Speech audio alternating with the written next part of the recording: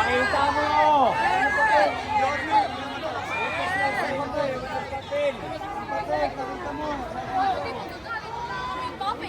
Ito nga natin mga yore, sabi na sa loob daw lahat. Oo nga. Diba? Ito nga lahat ng mga yore.